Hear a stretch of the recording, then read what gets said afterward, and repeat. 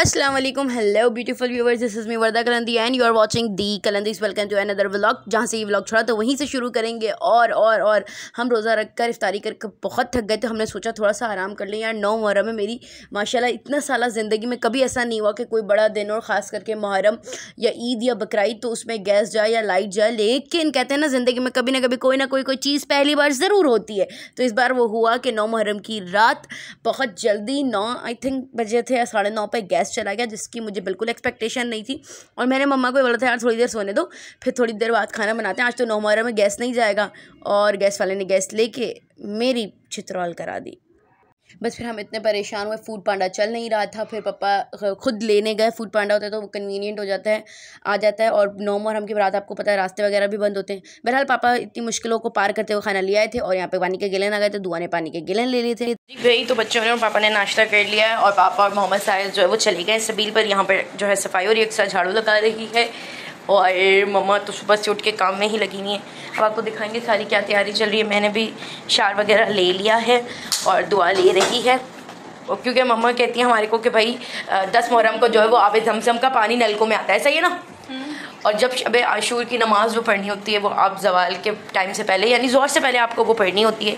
तो उसके लिए जितने गीले बाल करके पढ़ सकते हो उतने गीले बाल करके पढ़ो, तो जितने कतरे ज़मीन पे गिरते हैं आपको उतना सवाब मिलता है। एक तो ये है और दूसरा एक कि आबे ज़मज़म का पानी जो है वो नलकों में आता है, तो इसलिए हम लोग जो है शार लेना होता है या पानी डालना होता है उसकी निस्बत से डाल देते हैं। आपके यहाँ अगर आपके इसमें से मानते हैं तो ज़रूर मुझे बताइएगा, वरना हमारे यहाँ तो मानते हैं। भाई यहाँ पे ये चाइना ग्रास बन रहा है, ठीक है जी। अच्छे से इसको मैंने इसी से कर रही हूँ ताकि कोई लम्स ही ना रहे और प्रॉपर हमारी वो बन के तैयार है।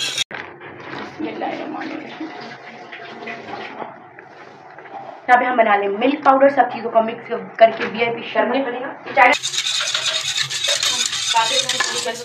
बस यहाँ पे तकरीबन दोपहर का टाइम हो गया था और सारी तैयारी कर दी क्योंकि मेड ने तो आना नहीं, तो बर्तन वगैरह धो लिए थे और साथ साथ शरबत की तैयारी होती है। यहाँ पे चाशनी बनने रख दी और फिर चाइना ग्रास जो मैंने बना लिया था क्योंकि शरबत में चाइना ग्रास ऐड होता है। अब यहाँ पे जो है ना डिफरेंट कलर्स ऐड करें ताकि एक अच्छे से कलरफुल हमारे पास जेली बनकर तैयार हो जाए। हमने डिफरेंट कलर्स की बनाई, जिसमें लाइट डार्क ग्रीन था, लाइट डार्क पिंक था, ये सब कलर्स थे जेली के।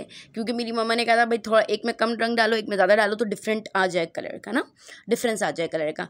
फिर क्या होता है कि हमने एक बार तो ये बना ली थी, लेकिन मम्मा को लगा कि जिस क्वांटिटी में शरबत है उसमें जेली कम हो जाएगी, तो फिर हमने दूसरी बनाई। अच्छा, एक मिस्टेक ही हुई थी कि मम्मा ने ना चीनी डलवा दी थी इस चाइना ग्रास में।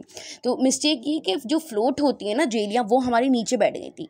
यानी चीनी से वेट बढ़ता है, सिर्फ बंदों का नहीं जेलियों का भी बढ़ता है। तो अगर आप चाहते हैं कि आपके ये जो जेलीज़ हैं ये फ्लॉट करें, मतलब ऊपर तैरें, तो आप चीनी नहीं ऐड कीजिएगा। पिछले साल हमने ऐड नहीं की थी तो वो अच्छे से ऊपर फ्लॉट हो रही थी, लेकिन नीचे इस बार बैठ गई थी क्योंकि चीनी का वजह से उनका वेट बढ़ गया था।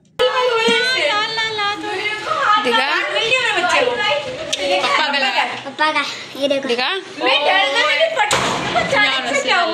पापा का ये किसने बनाया? ये वो अंकल लाए, दे के चले गए। अच्छा चलो कोई बात नहीं। हाथ क्यों लाल होने में मुन्ने? जो कलर निकले बेटा, शरबत गिर गया। भाई हमें लगा कि वो कम पड़ जाएंगे तो हमने एक और ग्रीन कलर के बना दिए, क्योंकि पिंक तो इंशाल्लाह हम शरबत बनाएंगे। बस ये मैंने खोल के तैयार कर लिया, उसको चूल्हे पे रखते हैं, जल्दी से उसको भी बनाते हैं। भाई तो शोर को आप इग्नोर करें, मेरे घर में सब पागल है, थोड़ी सी चीज़ में बहुत ज़्यादा एक्साइटेड हो जाते हैं, तो हम साहिल को देख के एक्साइटेड हो गए थे। बहरहाल यहाँ पे दुआ जो वो बड़ा वाला भगोना नीचे उतरा रही थी, अलमारी के ऊपर हमने रखा था। तो बड़े एहतियात से कि भाई हमारी जो पेटियाँ वगैरह वो ना गिरें और तरीके से बाहर आ जाए, क्योंकि फिर मेरी मम्मा को ना OCD हो जाती है इन चीज़ों में, और उनसे ज़्यादा OCD हो जाती है दुआ को, और वो हमें हाइपर टेंशन दे देती हैं। ठीक है जी। बस यार क्या, फिर भगोना निकाला और पतीला जो है बड़ा वाला धोया। जो भी कोई बड़ा दिन होता है, ईद बकरीद मुहर्रम, ये वो जो नेशनल हॉलीडेज़ होते हैं ना, उसमें मेरा नेशनल मासी बनने वाला दिन होता है। पता नहीं क्यों मेरे साथ इतने जुल्म होते हैं। फिर अच्छे से मैंने जो है इस भगोने को धोया, क्योंकि ज़ाहिर सी बात है न्याज करनी थी। इसने वैसे भी हर चीज़ अच्छे से धोनी होती है, करनी होती है, लेकिन इसमें फिर बहुत ज़्यादा अपने एहतियात करनी होती है भाई। उसके बाद अच्छे से सब जगह मतलब रूम साफ़ कर तमाम चीज़ें साफ़ कर वहाँ पे ढका कर रख दी थी कि सारी न्याज की तैयारी एक तरफ हो जाए। और क्योंकि मैंने भगोना धोया था, उसके बाद जब ज़मीन धोई तो मैं वाइपर लगा ली थी कि भाई यहाँ पे गीला कुछ भी ना रहे। फिर किचन में हम आ गए। कहाँ है तू? होए कुत्ते, धो के रखा है हमने ये तपीला, शरबत का तपीला है ये पिछला मैंने जिंदगी को अभी धो के सब अलग से दे नारे तो चीजें क्या भी हुई। देखो नजर नहीं आ रहा, तैयारी हुई हुई है सब। जा धो दोबारा। मम्मा नहीं पाऊँ नहीं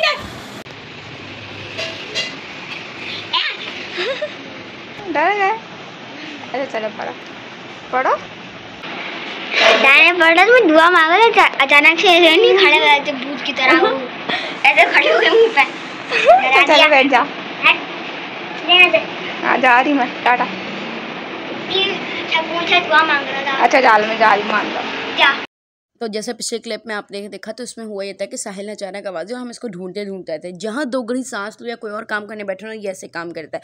फिर अच्छी खासी इसको डांट पड़ी। और यहाँ पे जो है मैं इफ्तार की तैयारी कर रही थी, क्योंकि कहते हैं कि 10 मुहर्रम को आप जितना अपना दस्तरखान सजाते हैं इमाम हुसैन की नस्बत से और बाकी दीगर नस्बत से, तो अल्लाह ताला आपके रिज़्क़ को वसी करता है। और ये भी कहा जाता है कि जो शख्स अपनी बीवी बच्चों पर या खाने पर खर्चा करता है 10 मुहर्रम को, अल्लाह ताला उसके रिस्क में बरकत देता है। तो हर साल जो आप कोशिश आपके घर में चीज़ों से दस्तरखान को सजाएं, घर में चीनी नमक होता है वो रखें और खजूर हो तो मस्त रखें। ये मैंने बनाया तो तेरे से ऐसे ही काम होता है।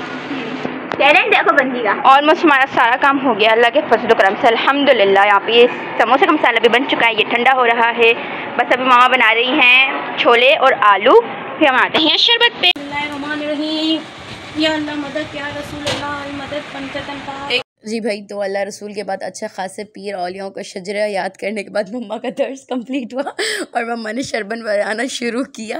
और वैसे भी अल्लाह का जिक्र करते रहना चाहिए, मैं तो ऐसे तंग करने के लिए करी। बहरहाल यहाँ पे अल्लाह का शुक्र है शरबत बन गया था और फिर बच्चे जो है वो बांटने जा रहे थे। और तकरीबन इस टाइम जो है ना 5 बज गए थे, बल्कि 5 साढ़े 5 हो गए थे। तो बहुत जो है ना हमारे पास टाइम, वो कहते हैं ना वक्त कम था और मुकाबला सख्त था। मैं किचन में चूल्हे पर थी, मम्मा दुआ बाकी चीज़ें देख रही थी। फिर दुआ भी बीच में कुछ जगहों पर बांटने गई और थोड़ा थोड़ा मम्मा ने फिर दस्तर भी लगाया। बाकी दस्तर तो दुआ से ही लगाती हैं, दस्तर लगाना उठाना is not my cup of T. Finally मुझे पूरे 9 दिन के बाद याद आ गई। मैंने तो सोच लिया मैं अपने पुराने इलाके में जा रही हूँ घर ढूंढने में, यहाँ वहाँ नहीं रह रही, यहाँ के लोगों से मेरी बनती नहीं है। पूरे 9 दिन में मुझे किसी ने न्याज नहीं भेजी।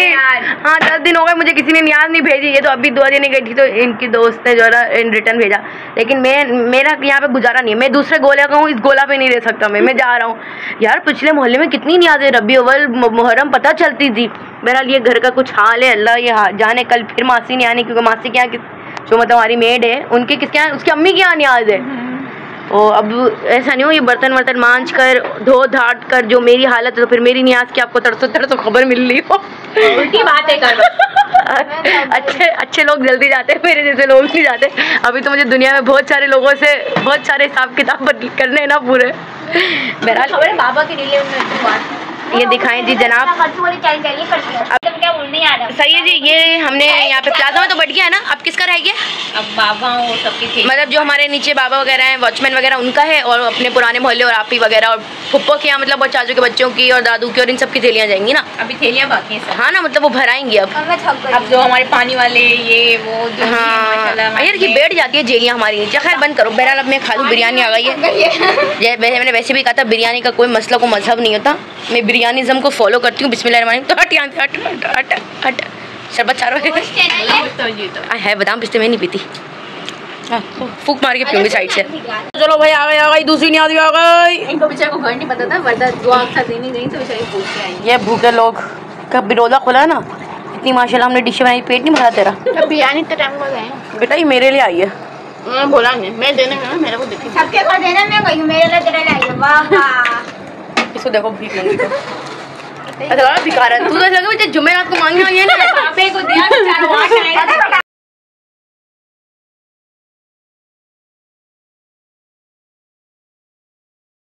मम्मा ने बोला रबड़ लेके आओ थैलियाँ बांधने के लिए, तो ये वाले रबड़ निकाल के लेके काम के तो नहीं है, बांध क्या काम कर। हाँ भाई उसकी बताइए चलती है। इन्हें बोला रबड़ नहीं है तो ले लेते हैं। साइड पे गिरा हुआ है, उठा इतने सारे। ये वाली थैली के कभी कभी साहिल की ऐसी हरकतें देख के प्यार भी आता है, क्योंकि बच्चा है मासूम सी इसकी जो है ना सोच और मासूम सी हरकतें करता है, लेकिन तंग भी बहुत करता है। बस फिर ये है कि अभी हमारे जो है ना रिलेटिव्स न्याज देने आए थे। ये छोले मैंने चखे भी नहीं खत्म हो गए, अभी आपी के लिए जा रहे हैं। और ये आपी का खुला सांडे को घर में छोड़ती, खुला नहीं छोड़ती आपी। मेरे हिस्से के थोड़े से आलू पड़े थे वो भी खा गया। रखे हुए 2 रखे खालिद ने। ये तेरी माँ की सही है।